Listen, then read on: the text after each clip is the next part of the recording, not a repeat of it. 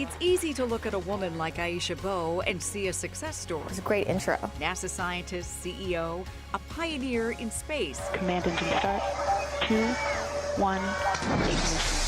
From the outside, her trajectory looks effortless. I'm excited to go to work. But the truth is, her journey was never a straight line. Because of the advice I received, I didn't even apply to college.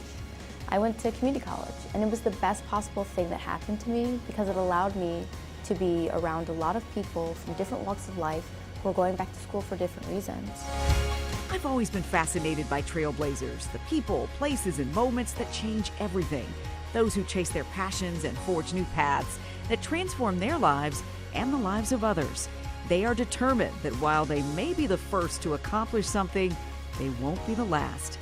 I'm Lesli Foster. Join me for The First as we uncover the groundbreaking stories of those who dared to lead the way.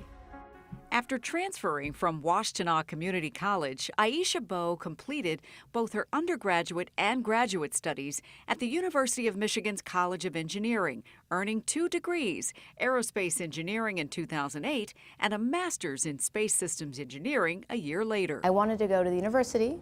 I wanted to study something that sounded really cool, like rocket science. And I wanted to work at a place that I would forever be proud to say that I worked there.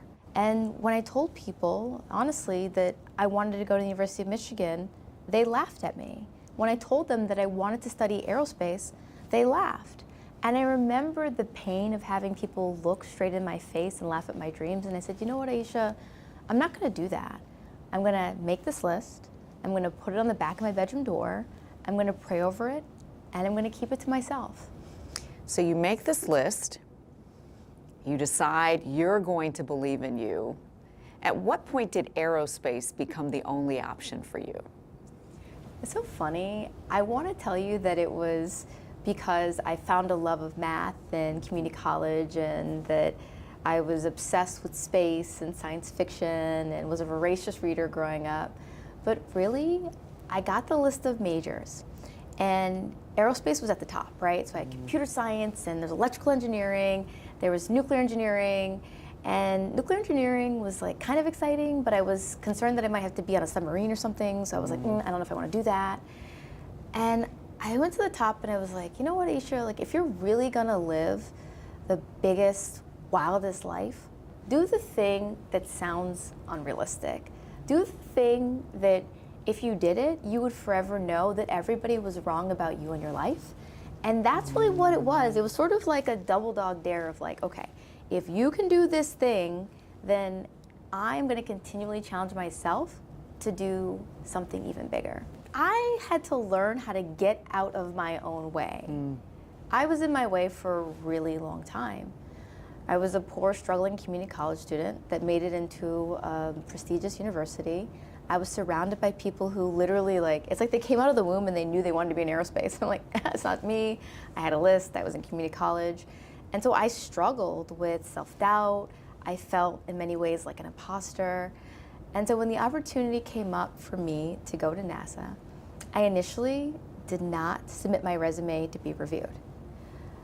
And the guy who was doing the recruiting was like, wait a second, hold up. I have a whole entire class of undergraduate students who are excited about this opportunity. And here you are, you're secretary of the Aerospace Student Association.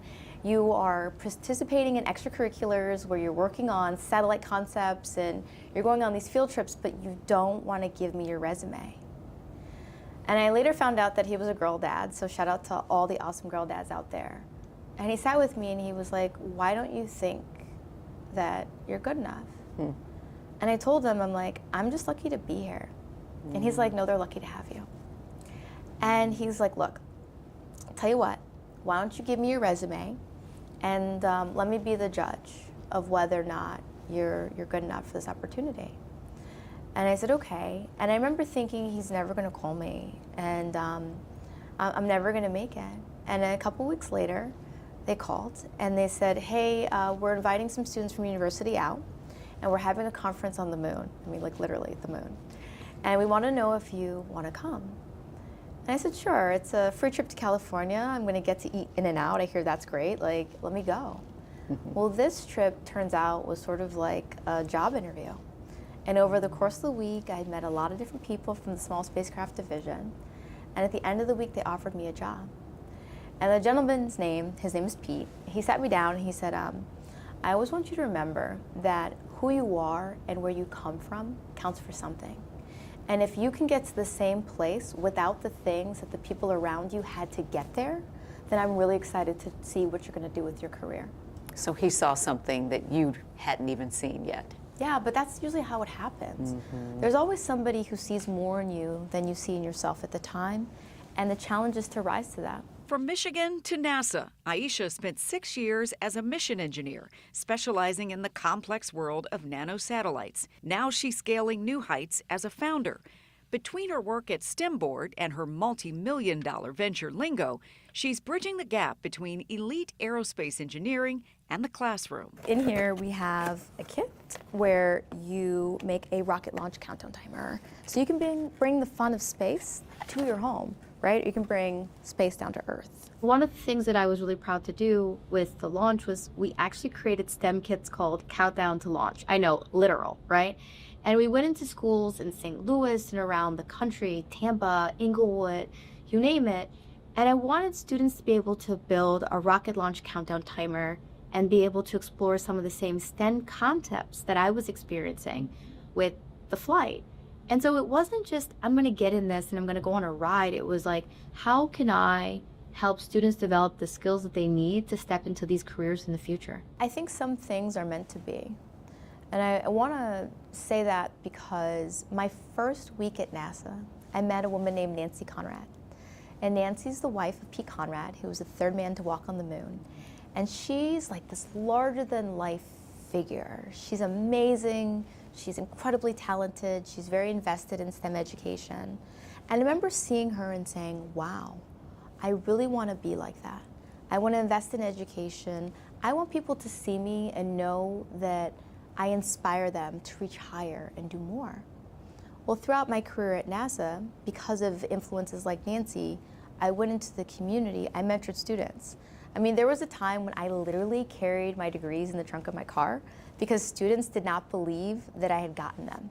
And so I would go to these classrooms and I'm like, I'm an aerospace engineer. I'm like, I promise, your teacher wrote, she lobbied, she asked NASA for me to be here, and here are my degrees. Why didn't they believe that? Because I didn't match what they saw in their mind as an engineer.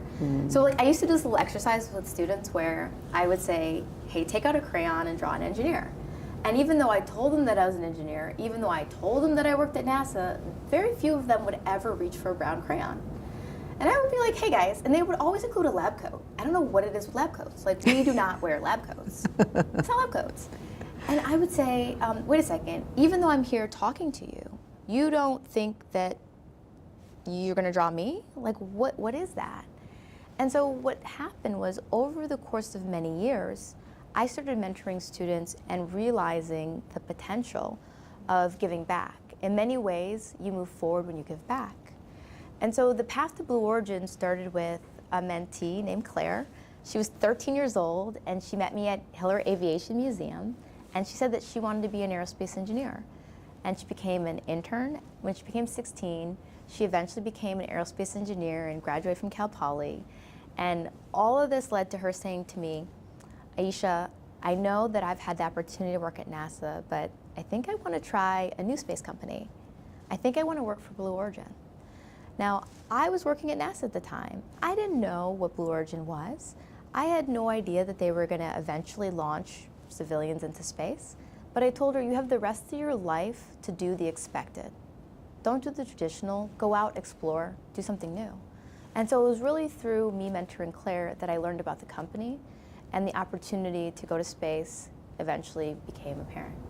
Did you know at the time that it was going to be an all-woman space, operation, or was it just at the time an opportunity to travel to space?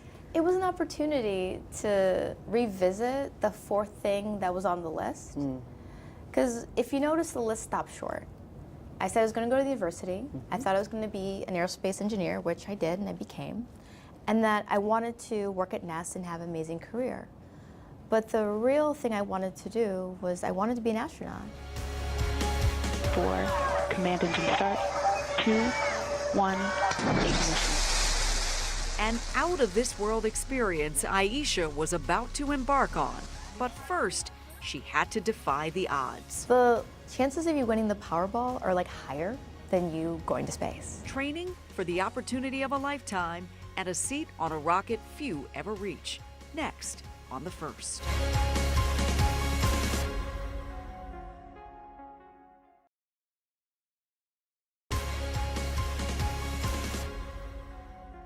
T-minus 10, 9, 8, 7.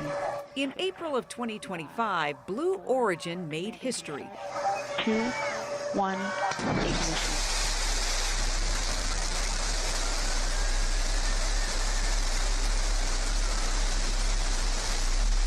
Liftoff. Launching the first all-woman spaceflight in over 60 years.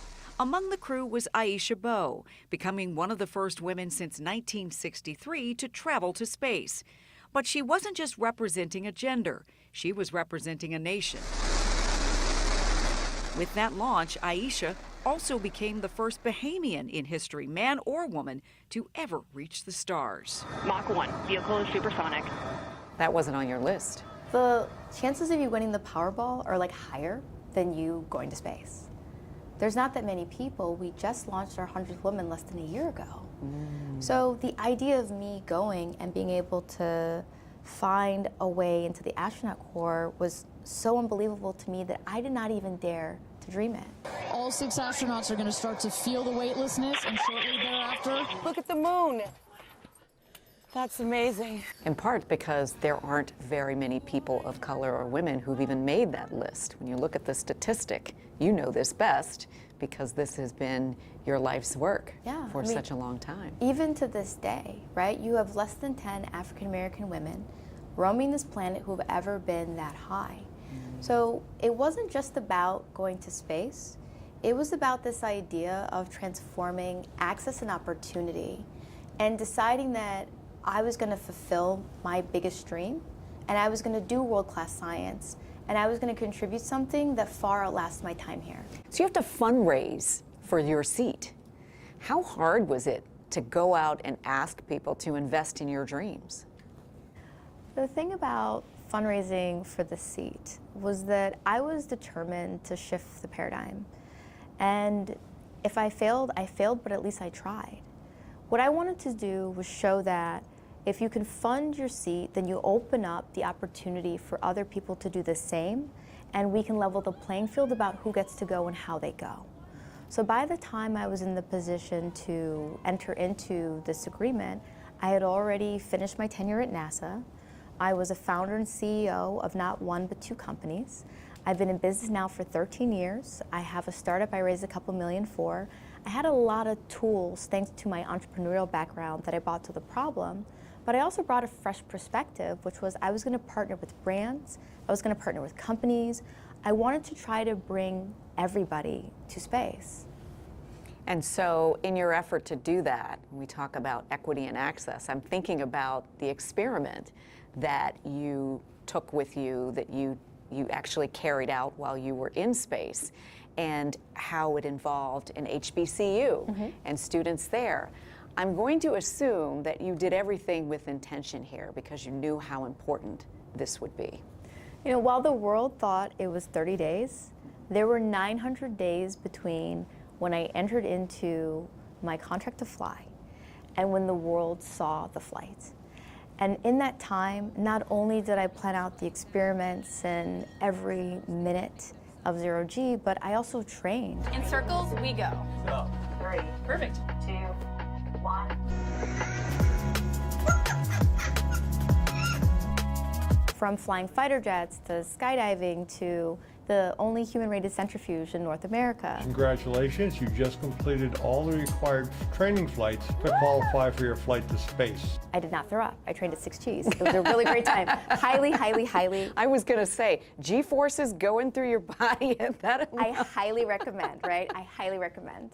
But all of this was because I wanted to be able to demonstrate that I prepared and I was ready. But beyond that, I wanted to be able, as a private citizen, to say that I could do world-class research. And so I engaged Winston-Salem, which is an HBCU. We focused on an experiment on space farming. So we genetically sequenced crop plants that were sequenced previously on the International Space Station because we wanted to correlate previous NASA research. And then we worked with the Brazilian Space Agency. Now, in addition to that, because I'm a small business owner and I know how hard it can be, we worked with a small business in Colorado and we flight qualified hardware through a company called BioServe. So other people could also do research of the same type in suborbital flight. But beyond that, I also partnered with NASA-backed Trish, and what they do is they gather biometrics because I wanted to be able to contribute my biometrics to this database that NASA uses for long-duration spaceflight. And there were some other things, right? I was able to carry the national dish of the Bahamas, which is conch chowder, with me in space. I also had the flag that Pete Conrad took with him on his Apollo mission to the moon in my bag. Parachutes. There go the drogue parachutes. For decades, the story of space was written in the singular, rarely featuring women, and almost never more than one at a time. But this mission didn't just add a seat at the table, it redesigned the room. By launching an all-woman crew, Lauren Sanchez, Gail King, Katy Perry, Amanda Nguyen, Carrie Ann Flynn, and Aisha Bowe. It's an amazing experience, and I think that anyone who is willing to get into a controlled explosion and fly at 2,200 miles an hour deserves, society's respect, because it's really, when you're there and you're looking at it and you're just like, oh wow, it's overwhelming. You trained for this for a long time, but did even you have a moment as you were walking on this going, okay, this could have all kinds of outcomes? Yeah, but I was okay with it. I mean, what I was watching was a dream fulfilled and me rising to a promise that I made not only to myself, but to the legacy. And when I say to the legacy, for those out there that are watching this interview and you know this, my father passed a couple months before the flight. And one of the last things he messaged to me was the people who came before him and the people who will come after me will forever be proud of the moment, and for me having the courage to rise and be willing to walk in my dreams. And that's really what I carried with me, because the world was watching and I was ready and willing to live up to the moment. I wanted to make sure my experiment went well. I wanted to make sure that I got to be present and really enjoy the view of Earth from space, because that is just breathtaking. What does it feel to experience weightlessness? Is it a lifting of burdens of sorts when you're just sort of flying? It was an incredible moment because I had the realization that everything that I thought was sent to set me back or to crush me was meant to be. It was sort of seeing that you are exactly where it is that you're supposed to be. And also, it's this feeling that once you experience it, you want to experience it again. I literally daydream about space. I cannot wait. And what I hope this is a demonstration of is what I think is an inflection point in commercial space. Right now, we have space providers that are filling roles that NASA traditionally did in partnership with them.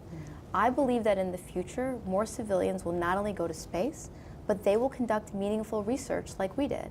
It wasn't just an experiment. We published research. There's more than one journal-reviewed paper that came out of this research, and that's exciting to me. I'm so excited for the students at the opportunity to actually conduct space research in undergrad and grad school, because that's really cool. But I feel like we planted a flag to say that you can raise the money, you can train, you can go to space, and if I can do it, somebody who was told that they should be a cosmetologist, which isn't a limiting profession, it was more that they were limiting what they thought I was capable of at the time, then what can you do? What is it that you're not allowing yourself to do? Like, go, let yourself be great. Perception, there it is. So you come back to Earth, the world is watching. Literally. And reacting. Oh, yes. Most are awestruck. But there were some who questioned whether that flight really counted as space. How did that hit you when you heard that? You know, I think if you loved it, you watched it once, and if you hated it, you watched it thrice. I think everyone's entitled to their opinions. I mean, to see that mission, which was one of the most watched missions in the history of spaceflight, there's a lot of things that are happening there. And I welcome the public commentary because we really need to think about who gets to go, how they get to go, and what the future looks like. Because the field is widening. So for me, it was one of the things where I know why I was there, I know what I set out to do, I'm proud of the science that I conducted, I'm proud of the partners that I worked with, and I'm also proud that one of the largest byproduct of the rocket was water. And I just hope that people can take time to really research it and learn a little bit more about what was contributed. From experiments in space to impact here on Earth, changing standards so one day a Black woman in space won't be an anomaly, but the norm. When we return, It gets better. If you have faith in yourself, it will all work out. believing in yourself, believing you belong. Next on The First.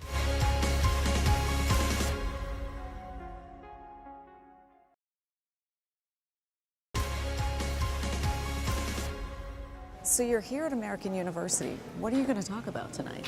We're going to talk about the journey from community college to space. When the Kennedy Political Union hosted Aisha Bowe in early 2026, I was a student who didn't have access to STEM. the conversation went far beyond her historic flight. While she traveled to space as the first Bahamian person to do so, her real work is in ensuring she isn't the last. I'm constantly saying, Aisha, how you think about yourself matters, and what you think is possible. Like, there's a saying that I love, and it's like, whether you think you can or whether you think you can't, you're right. And so I actually started saying, I am smart enough to overcome the challenges that are in front of me. And I had courage, because for me, I had to believe that Michigan was going to accept me before I got in. I had to believe that I was going to get the degree before I got to NASA. Everything that I did required that I believed it before it came true. Now, if you're into sports, people accept this visualization. Pro athletes do it all the time, right? Almost everybody that's being interviewed for the Winter Olympics is visualizing themselves winning. But why don't we do that in life? Like, why are we so quick to limit ourselves to what other people tell us is true? So now if somebody wants to tell me about something, I'm always like, have you done it? Aisha is on a mission to normalize excellence, moving the needle until a woman of color in a flight suit is no longer a headline-making anomaly, but a standard for the industry. Do you feel like being first makes some people uncomfortable? I feel like my whole life people have been uncomfortable, and I just choose not to care. You know, I love the saying, like, well-behaved women rarely make history. I think it's so true. And in everything that I've created in life, whether it was saying that I was going to go to the school that I was going to go to, or saying that I was going to become an aerospace engineer at NASA, or founding and running a company, it's constantly been met with doubt and criticism.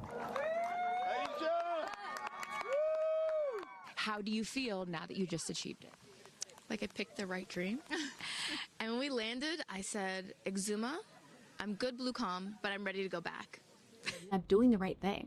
You have something that you carry in your pocket with you most of the time. I do. Can you show it to me and tell me more about it? Yes, so I carry the coin from crew member 7.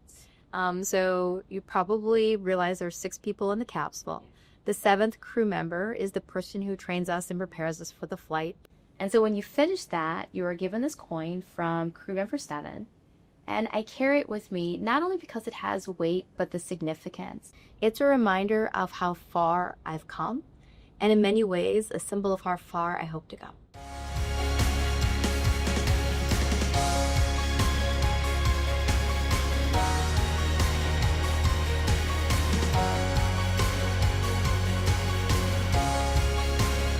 I just have to say your attitude and your altitude is extraordinary, but I think it's your audacity that really stands out the most. Aisha, thank you so much for talking with us today. Thank you.